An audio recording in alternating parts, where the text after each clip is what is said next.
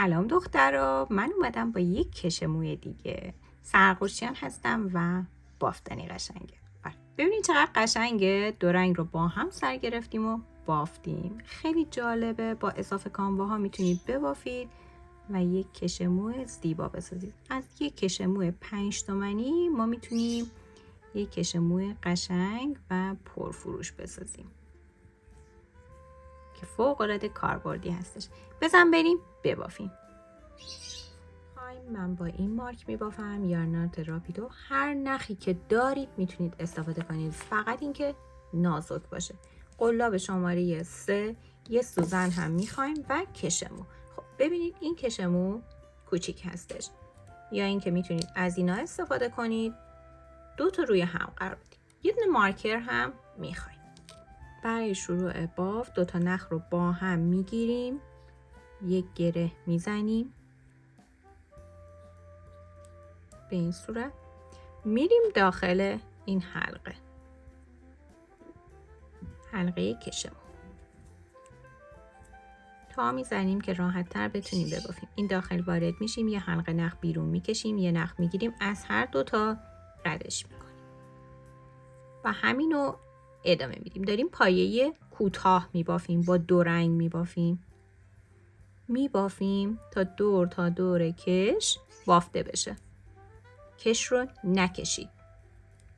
حتما هم قلاب بزرگتر بردارید که پایه ها کشسانی داشته باشه. خیلی مهمه.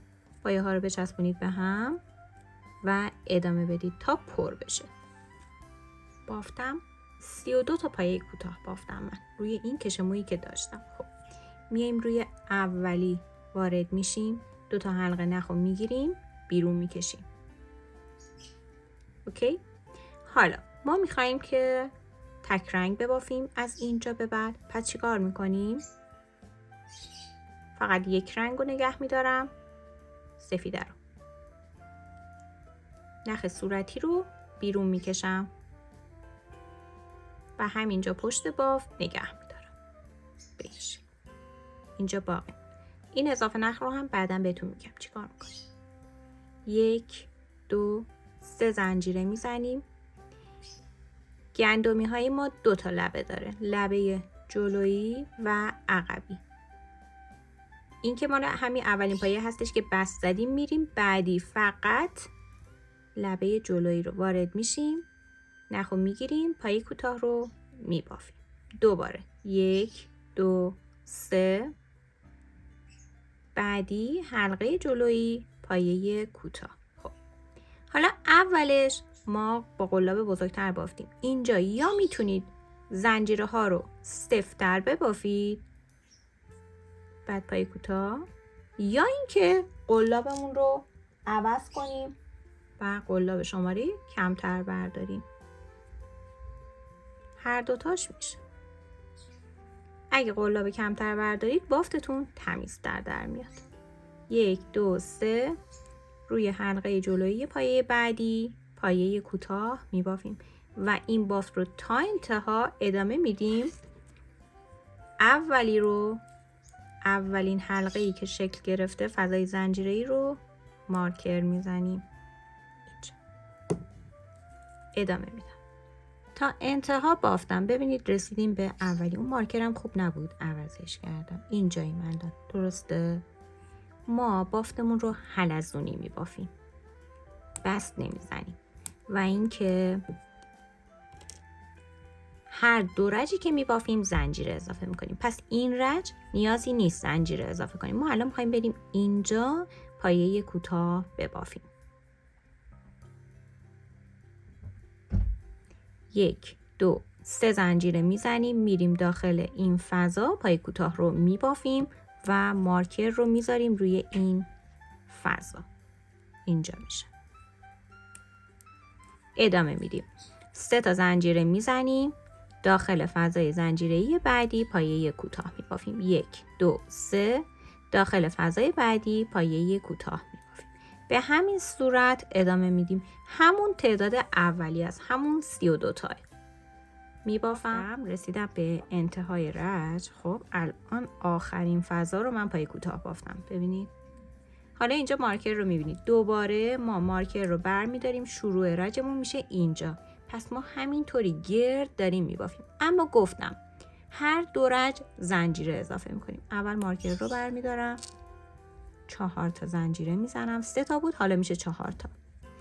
داخل فضای زنجیره بعدی پایه کوتاه رو میبافم. مارکر رو میذارم همین فضای آخر.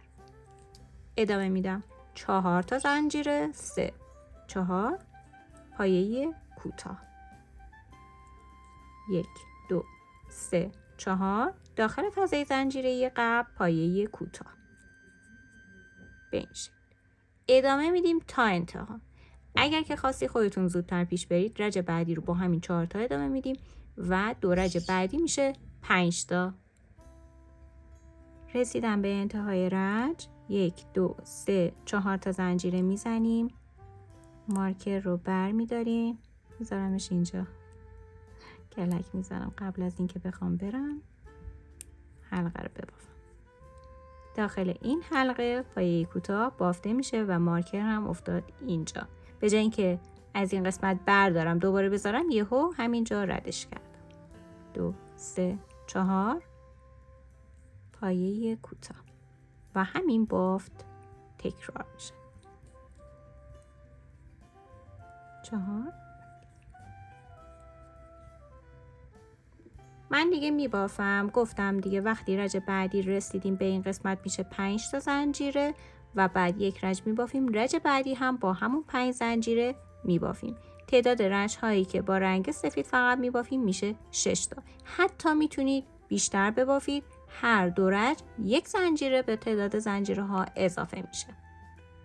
مخصوصا اگه نختون نازکتر از نخ من هسته، شاید نیاز باشه که بیشتر ببافید. رسیدم به آخرش. ببینید 6 تا رج بافتم. از اینجا میتونیم بشماریم 1 2 3 4 5 6. اینجا دیگه میخوایم تمامش کنیم. همینجا یک زنجیره میزنیم و نخ رو قطعش میکنیم. نخ رو کمی بلندتر میگیرم، قطع میکنم. حالا ببینید اینو میگیریم روی سوزن، پشت بافت گره میزنیم و بعد دیگه محکمش میکنیم. همینجا پشت بافت یک گره میزن.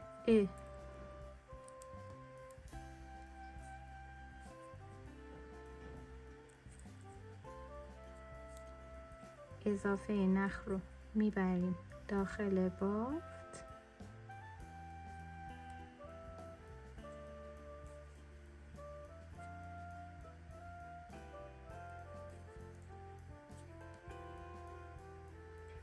اگه نیازی بود انتهاش رو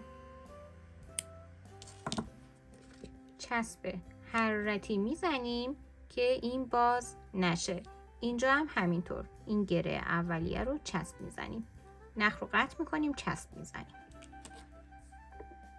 تا اینجا بافت کامل شد. خب مارکر رو بر میداریم. این رنگ دیگه تموم شد. میریم سراغ رنگ دوم. گفتم دیگه این دوتا رو حالا آخری قطع میکنم که با هم بچسبونم. این آخرین پایه ما هستش، درسته؟ وارد این لبه که باقی مونده میشیم و نخو بیرون میکشیم. دقیقاً از همون جایی که بیرون کشیدیم و رنگ اول رو بافتیم، همین بافت یک مرتبه دیگه تکرار میشه. 3 تا زنجیره. این بار روی لبه های عقبی که باقی مونده پای کوتاه میزنیم. 1 2 3 پایه کوتاه. 1 2 3 پایه کوتاه.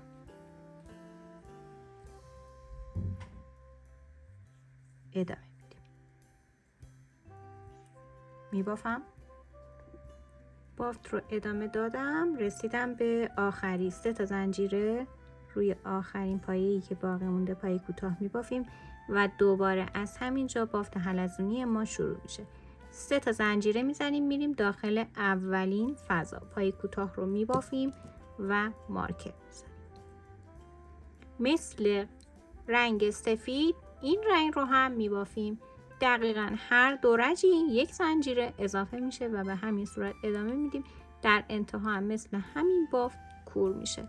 ببافم، برگردم. فقط یه نکته ای هستش، با توجه به اینکه زیر قرار میگیره، اگر که دوست داشته باشید میتونید لایه زیری رو دورش بیشتر ببافید، یعنی تا 6 زنجیره ببافید که از زیرش بلندتر بشه، این بیرون بیاد. حالا میبافم متوجه میشید. پس من میبافم تا 6 زنجیره، اینجا 10 رج بافتم، اونجا 12 رج میبافم. بافتم کامل شد. ببینید این دو رجی که بافتم اینطوری از زیرش زد بیرون. برای محکم کردن این نخ از یه قلاب بزرگتر کمک میگیریم. یه لایه نخ رو میاریم این طرف، گره میزنیم و همونطور که گفتم قطعش میکنیم. حالا با چسب حرارتی محکم میکنیم که دیگه باز نشه. چند تا گره زدم، اضافه این نخ رو قطع میکنم.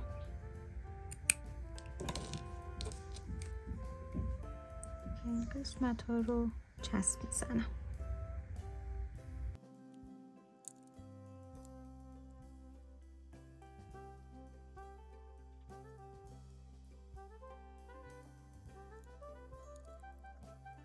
و تمام.